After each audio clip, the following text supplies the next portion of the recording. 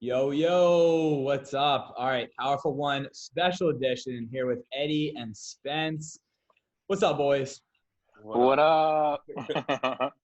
So, guys, it's Men's Health Week, and it ends tomorrow. So, I wanted to get you guys on and just talk about. We all kind of have different experiences with the whole mental health thing, and I've learned, especially like with a lot of you guys are two of my closest friends, and so one thing I've learned is that even so many people who you guys are generally always super positive people and you're always, making the most of every situation. But the truth is this whole kind of quarantine thing has brought out a lot of kind of like apparent underlying like mental health things. And so I want to just like kind of talk about some of your guys' different experiences and some stuff that has helped you specifically to deal with stuff like that. And so, but yeah, so we'll just talk a little bit about that and kind of get some different perspectives and that sort of thing. Eddie, if you want to start, man, like, I know we talk about it all the time, but just, some of the mental health stuff that is still a little bit, I don't know what the word for it is. It's still like a gray area for a lot of people who don't maybe understand it. So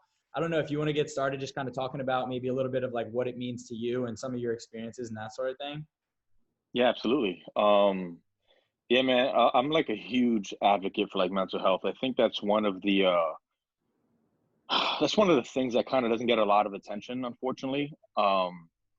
There's probably a few reasons for that, right? Maybe a cultural thing where it's kind of like macho to just say, whatever, keep going. It's no big deal. You're in a funk or whatever. But we ignore a lot of the signs, and I feel like I was personally, again, I wasn't diagnosed with depression, so I can't say it was depression.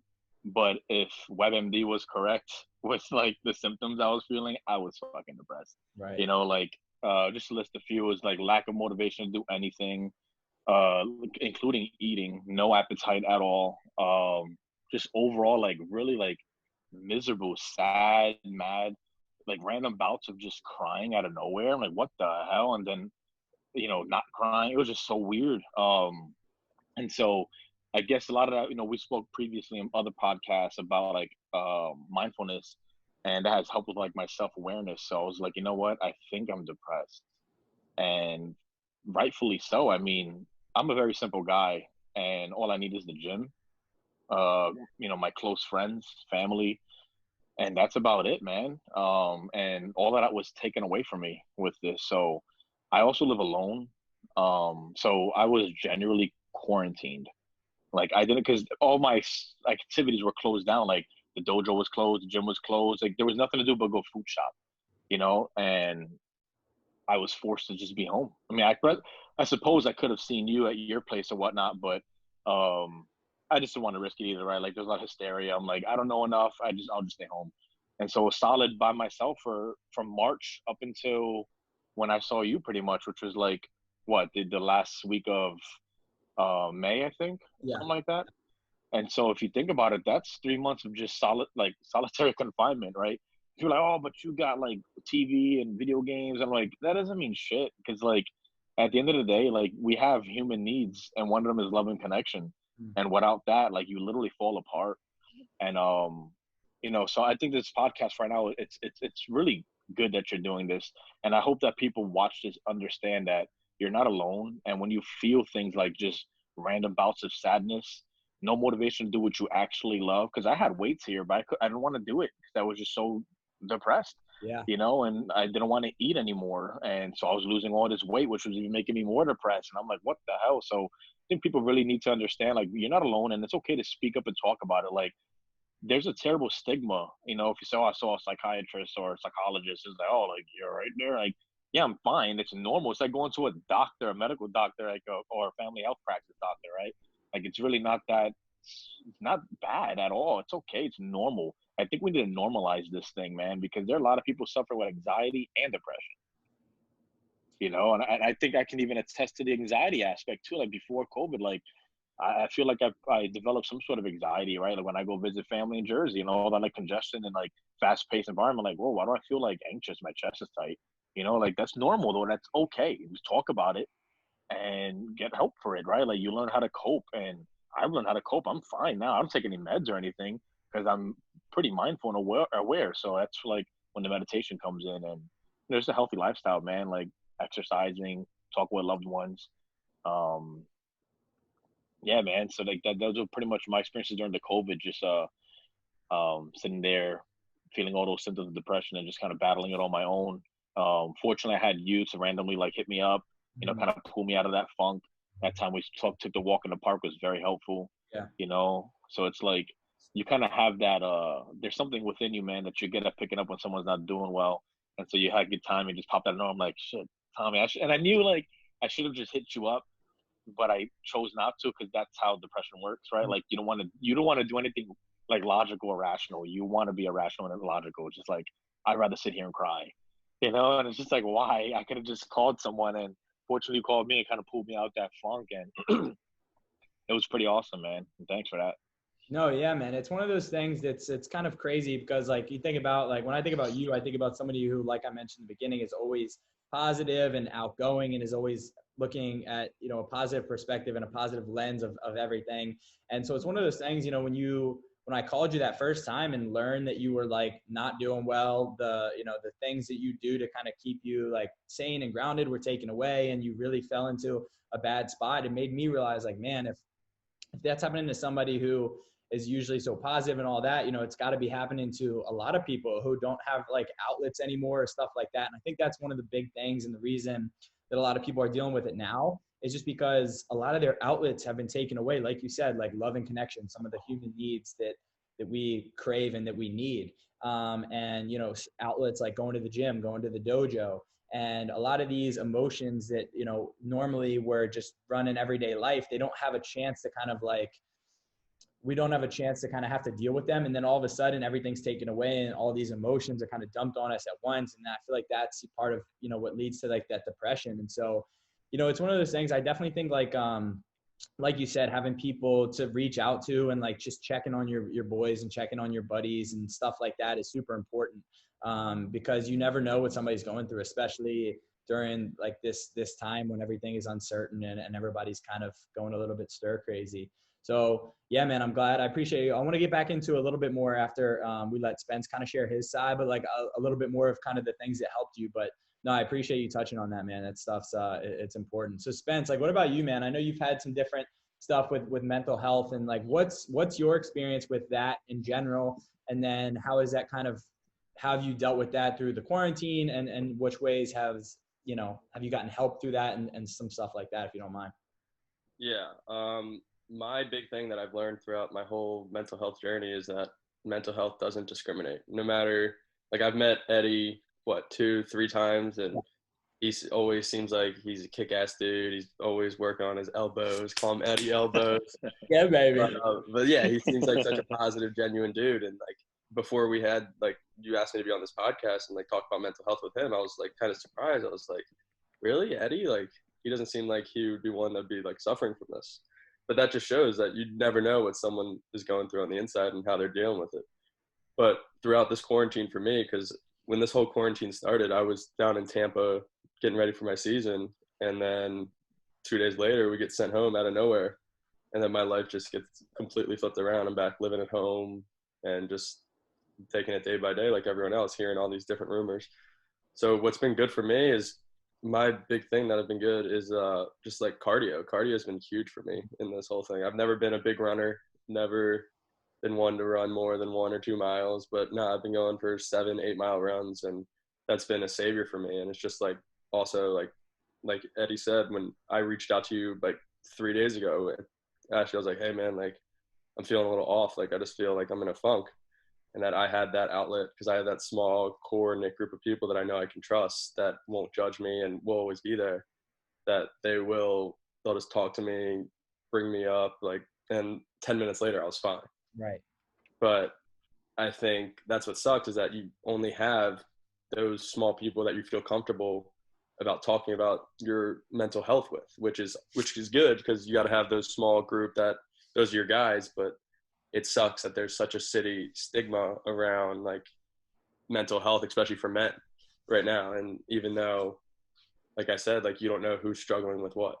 And like if you look at any one of us from the outside, well, maybe not me with the blonde hair right now, but anyone from the outside looking in, we look like we're all put together guys that seem like we're doing everything that we want, everything that we love. And even though that we are, that all can be taken away in an instant, and that can really change your whole life, change your view, and put you in a dark place. Yeah, I think you brought up something interesting. Like, it's good to have that kind of like close knit group of people, but it's sad and it sucks like when you feel like those are the only people you can talk to, just because, like you said, there's still that stigma, and that's what I was looking for earlier. There's still that stigma around mental health, and so and I really do think it's one of those things that people deal with so many different levels of mental health and so many different things, and so like you said, everybody's got their own thing going on, but to be able to have, some close-knit people, I think is huge. But I think the goal would obviously be to get more people aware of it and stuff like that. So Spence, I know you talked about it in your podcast with me the first time. I think it was like episode 3 of the podcast, but talk a little bit more about like what that looked like for you at its kind of worst, the mental health. Yeah. At its worst, I was suffering panic attacks, like full-blown, like paralyzing panic attacks, like couldn't move, crying, didn't know what was wrong, just denial of what was going on in my life. Just, that was 6-7 times a day where I could barely get up and go outside to get some fresh air. I wasn't eating, couldn't play baseball anymore, couldn't do anything. I was just stuck. And luckily my mom, who has dealt with mental health issues and understands like what mental health really is, she came and got me and taught me everything that I know. She gave me to the right people, right doctors, right psychiatrists, right therapists, just getting me to the right people and helping me learn that I wasn't alone. That was the big thing for me. Yeah, I think that's huge. And I think like a common theme comes to like kind of having some people. So like, what would you guys say to people who are dealing with stuff, who feel like they have no one to talk to? What advice, and feel free, whoever wants to speak up, what advice would you give people who are dealing with something, and maybe this quarantine made it apparent that they were dealing with something and they don't know how to go about it or who to talk to? Like, what advice could you guys maybe give somebody, and whoever wants to take it away? I think so. There's a quote I can leave anybody that's suffering from it with right now. If you feel like you have no one, first off, that's untrue. You do have someone, right? Like, there's a hotline, literally like a suicide hotline.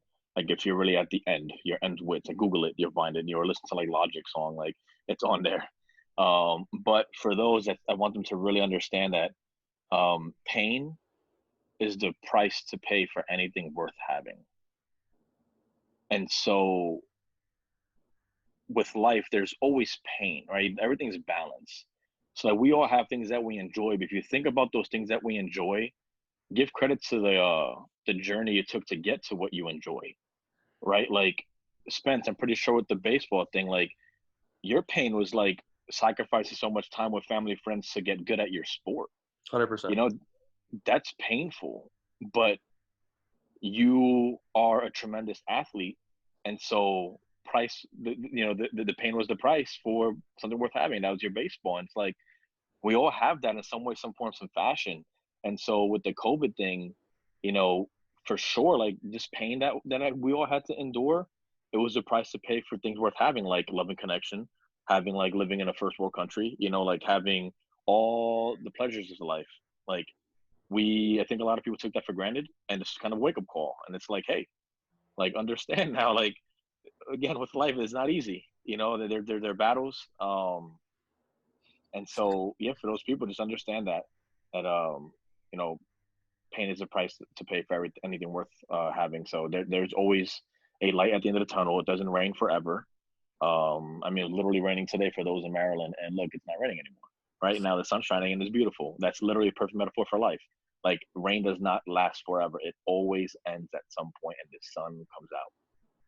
Yeah, and I think to that point, Eddie, like, I remember we had talked this past week, but we had also talked, like you said, at the end of May, and your experience and like your reality then versus now was so different.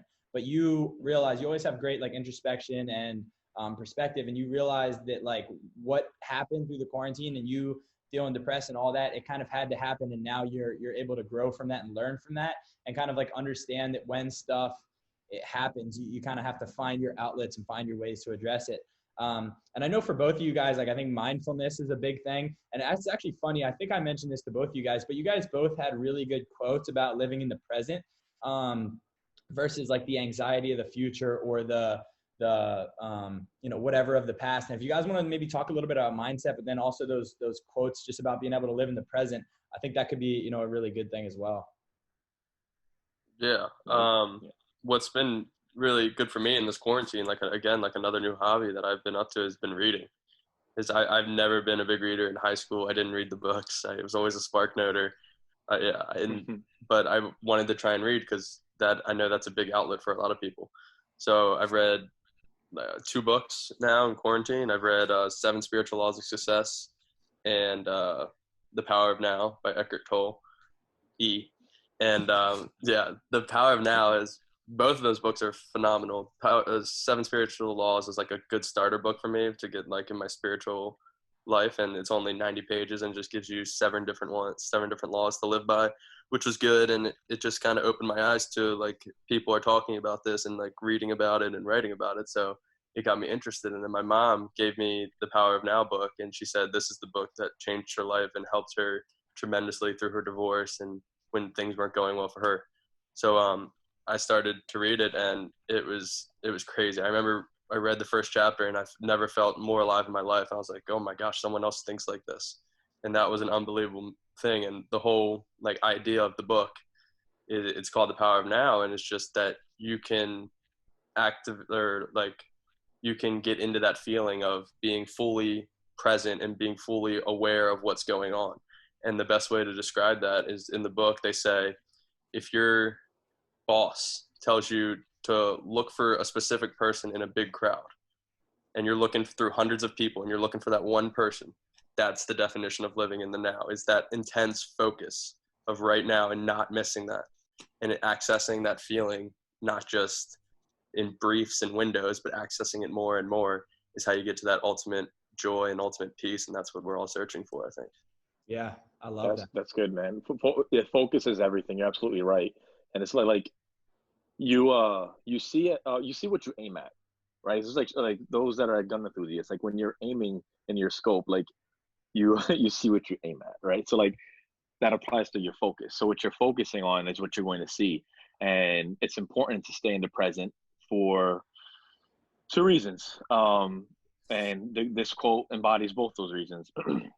So because there is nothing that we can do about to alter the events of the past, and the future has yet to unveil itself, the present is what truly matters.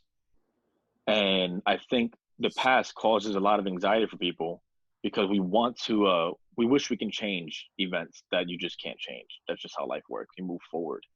And so living in the past and, going through those events that you didn't want to happen, you wanted to change, it's not helpful.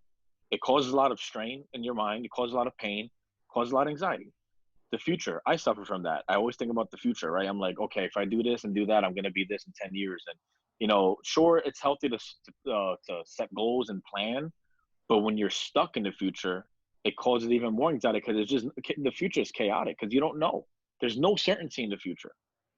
So there's too much uncertainty in the future, and there's too much certainty in the past because you know what happened in the past. And life is balance. You need to have a balance between certainty and uncertainty, order and chaos. And so the present, you have that balance. Use your past as history, learn from it, move forward. Don't live in the future because it's uncertain. It's darkness. You can't see anything. Stay where you're at right now. Focus on the present. What you can do to make yourself better now. Like Spence did a great thing. Like took advantage of the free time and started reading. I did the same thing as well. Reading is definitely it can be therapeutic. And you just got to find the right book. That's all. Like, for me, I enjoy history. I'm a historian. So like I'm reading. It's funny. You can even like, let me see. Can I reverse this camera? Like, right, I'm reading Thomas Jefferson, The Art of Power. Like, you know what I mean? This is literally. Hold on, let me flip this back. This is a hobby. This is therapeutic. This is fun. I disappear. I'm not here anymore. I'm in Jefferson's world. I'm in 1786 right now. I'm like, wow, I'm in Paris, flirting with girls. And that's literally what he was doing. And so it's like, this is great, and then you have books that like Spence read, and it's those books are great. I mean, I've also read, you've gifted me with the 12 Rules of Life, Jordan Peterson, and that was life changing. And the 7 Habits, those are life changing books because it provides perspective that you haven't had before, and it's part of growth, man. And you grow and you contribute to society. That's just part of being. That's part of the human experience. It's part of life. You grow, contribute back, let people grow with you. That's it. You pursue love and connection. We can go down the long laundry list of the 6 human needs, but I'm pretty sure we've had previous podcasts with that. You can look at the one Marino. I'm not sure if he spoke about it then, but there's definitely something you can even dedicate a podcast to the 6 human needs, because that's like a really important concept, and I don't think we really need to get into that because it'll be like a whole hour itself. But y'all can Google it and see what are human needs and definitely satisfy that. Yeah, for sure. I think between, like you guys said, just that's another outlet, finding books. But I think that, like you guys mentioned, the living in the present is so key, especially. And I feel like, personally, I can attest to a little bit of this. Is like I had some big plans that I'm very, excited for before the quarantine, and they got canceled. And there's really two ways you can look at something like that. You can say, man, this should have happened, or you can accept it and move on. And like, for me, that was a reality that I had to deal with, where I realized that, no matter what I have planned, it like, now I have that perspective in my mind that it's not guaranteed. And so it's like, I'm always, and that's why I feel like people can get caught up into looking into the future. It's like when we want to escape the present, we look into the reality, or we look into the past. And so that's one thing that for me, I realize is like, wow, really the future is, because you can think what tomorrow is going to be like, but you don't. The truth is the future is non-existent. And so really all you have is the present. So I think that's a huge thing. Is there anything else that's really helped you guys that you feel like could, maybe value other people in an experience or something else? I know we talked about some really good things. Is there anything else that you guys wanted to mention as far as that goes? Yeah, I feel like, because like someone that has been through this and has come out the other side of it, I feel like it's my job now to talk about it. And I feel like that's your guys' job too now that you guys are aware, understand what it's about. It's our job as people that have beaten it and overcome it, that we have to be that leading force of breaking the stigma. We have to be that voice and that ear to listen to people and be like, hey, yeah, I've been there too. Let's talk about it. Let's not just stay silent about it anymore. It's time for men, and not only men, but especially men, because there is a terrible stigma around men who are weak or whatever because they are dealing with other stuff that you can't see, that we need to speak up and break this terrible disease and stigma around mental health. Yeah. And just, yeah. That was good, Spencer. You gave me like a good segue to talk about stigmas, right? Like, I think there's a terrible stigma with like women being seen as overly emotional, and it's like, no, they're just emotionally intelligent. They understand their feelings and express it. Men, unfortunately, we suppress our feelings, and it's because, I mean, you watch like Hollywood doesn't do a good job at raising men, right? In Hollywood, it's like men don't cry, and you hold that in, and you got to be strong for your family. Like, fuck that. That's not strength.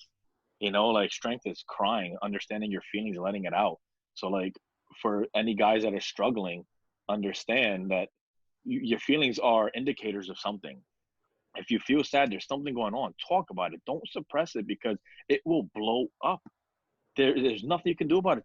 Talk, And then for women that feel suppressed by men that might tell them, oh, you're overly emotional, you cry all the time, and like, continue to be in tune with your emotions. It's a beautiful thing. And I can speak to a lot of guys. We envy that that you can just express your feelings, and you can put a word to a feeling, right? We can't even do that. It's so difficult. So it's like, stay strong. Don't change for anybody. You're not overly emotional. You're just emotional. That's a normal thing. Men, guys, step up. It's okay to be emotional. It's okay to cry. It's okay to be happy. Feelings are okay. Again, they're indicators of something. Yeah, man, that's huge. And I think it's one of those things, like, if you don't address issues or emotions and you just kind of let them bottle up and suppress them, and something like this happens where you're forced to have to be in isolation and be with yourself, it's going to all come at you at once. And so like, that's one thing I think is a good point. Like, if you're feeling some type of way, like maybe sit down and like, or talk to yourself. Like, that's one big thing that I've started doing is like, I was going on really long walks, and it's probably like like Spence was saying about feeling so like alive. Like that's one thing that makes me feel so alive is one of the ways I deal with all these emotions and all these thoughts going on is I'll just take a nice quiet walk at night or early in the morning when no one's out and just talk to myself. And like most people, you know, there's like a stigma about that. Like if you're just walking around talking to yourself, like you're like a crazy person, but that helps me get everything out. Like I sleep better, I wake up and I have a clear mind. And so that's one thing, man, like you said, if you don't address those emotions and address how you're feeling and have somebody to talk to about those emotions, whether it's yourself or talk to a buddy, then if you suppress them or if you let them control you, it's just gonna all bottle up and explode on you. And that's something that, you know, I really think is important. You know, we've covered a lot of good things, but like you said, like having people that you feel like you can talk to. And if you don't feel like you have people you can talk to, maybe you got to find some new friends. And that's one thing that I've had to do is, you know, get rid of some people in my life who aren't really productive in helping me and growing with me. And so I think that's one thing. And just kind of to wrap up, just for me to say a few things, I would say, you know, feel like you can talk to yourself and sit and be with yourself, because being with yourself is important. I always say this quote, but it's like, you're the only person that you spend 100% of time with in your life. So if you're not happy with yourself and if you're not putting yourself first, then how can you put other people and spread love and spread positivity and help other people out if you can't even help yourself out? So I would say be able to have conversations with yourself, be able to have conversations with other people who you can trust and rely on. Find some outlets that help you. Like if you have an outlet and that gets taken away, you know, what are you left with? If you know, find other things, other outlets that you can have. And then, you know, mindset and, mindfulness is my last one. Those are kind of my big keys to success and dealing with these sort of things. So anything you guys have to wrap up, maybe to finish the podcast? Just to piggyback with you saying, like talking to yourself it's a good thing, right? Like the importance behind that is you can't lie to yourself, right? So like when you talk to yourself, you find out the truth. So if you're sad, just ask yourself, hey, why am I sad? The answer will come up like a knee-jerk reaction because you're asking yourself a question and it'll pop up and it's like, oh shit, that's why I'm sad. Like that's how mindfulness works. You're understanding how you feel and you need a guide, and you can be your own guide. So Tom, you're absolutely right, man. Talking to yourself is great. I do it too. You know, like when I'm feeling upset or angry or sad, I'm like, why do I feel this way? And then it pops up the answer. And it's like, oh shit, okay, then I feel better. Yeah. You know, like it's just everything you said, man, everything Spence said, like all of this stuff is just it's powerful stuff, man. Literally Yeah, baby. You know, like I'm proud to wear the shirt, man. Like honestly, like the mission here is amazing, man. People need to know you're not alone. You're loved. Strangers even love you, man. Like there's a lot of hate going on in the world right now. Politics is dirty. Like the realities of life right now are pretty rough. COVID is making everybody feel negative and angry and lonely. Understand none of that is like long lasting. You know, like the human experience is progressive and it moves forward. You know, just to give you a quick history lesson, you go back in time, things were worse. You know, like when you were a caveman worrying about a saber-toothed tiger coming to like slice your throat, you know, and having to hunt down a mammoth for food, like that was pretty fucking miserable. Not gonna go in a microwave like leftovers. You know, so like life gets better. You know, if you go back to like the 1700s, like you can die of polio. Like I'm gonna worry about that right now. Like life gets better. It might seem really shitty right now, but that's because your focus is on only negativity. And so if your focus is on that, your focus will become your reality. And your reality is going to be shit and darkness. Change your focus. There's always light at the end of the tunnel. Life is balanced. There's positive to negatives. COVID's negative. What's the positive out of it? You'll learn about yourself a little better. You might pick up a book and learn new experiences. You learn new things. And this is part of your story. Our life is like a movie. We have a plot. You have a beginning, you have a climax, you have a conclusion. This might be the climax of some people. You know, like this is part of your plot, man. So there's a positive to this. You probably spend more time with your family and you don't even realize it. You know, like there's positives to COVID. Absolutely there is. You know, like this experience that Spence and I felt and had, like, look, this is positive for those that are feeling it right now. I need somebody to pull them out of that dark hole. There's positives everywhere. Change your focus. Please, you see what you aim at. You can get out of this darkness. So you're loved. That's the last thing I want to say is whoever's watching this and feels by themselves, you're not alone. We all love you. Contact Tommy. You need to talk to me. You can get my contact through him. Same thing with Spence, I'm sure. We are more than willing to talk to you one-on-one. You are not alone. I love it, man. Spence, anything to wrap up? Yeah, final thing is you're not your thoughts. Whatever, you're not your mind, you're not your thoughts. The mind is an unbelievably powerful, it could be in a great way, it could be in a bad way. It's an unbelievable powerful organ that we sometimes hold our self-worth with, and that's not true. If you took your brain out of your body, there's so much more to Tommy Parker and Eddie, that there's so much more than just your thoughts. So my final word would be, even though your thoughts might be negative, just try and take a step outside of your brain and look at your thoughts and observe them. Don't just react and feel them. Look at them, step back, look at them, observe them, accept them, and then learn from them. That'd be my final piece. I love it. I love it. Yeah, no, I appreciate it. Cause like, again, like this is still such like a new thing, especially like Men's Health Week. I mean, like to my knowledge, that's like a new thing. And so it's great that these conversations are being had. And I appreciate you guys kind of being like the catalyst for some change, and hopefully like, you know, who knows, maybe one person listens to this and they reach out and be like, hey, I was having a really tough time. This helped me out. That's the goal. And so, you know, like these guys said, feel free to reach out to us. Let us know what you thought of the podcast. But yeah, no, I appreciate you guys doing this. Yeah, that's all we got. Sweet. One love, man. Peace. You did it. You made it to the end of the episode. Thank you guys so much for listening or watching the podcast. Be sure to go like it, subscribe, share, all that stuff that you're supposed to say at the end of the podcast. Thank you guys again, and stay tuned every Thursday, powerful1.com/podcast, or on the Instagram page at powerful0ne powerful1. Thank you guys again. And again, last thing, if you guys are interested in being on the podcast, hit me up. If you got a cool story and feel like you really fit the mold for Powerful One, hit me up. We'll get you on the podcast. Thank you guys. Stay safe.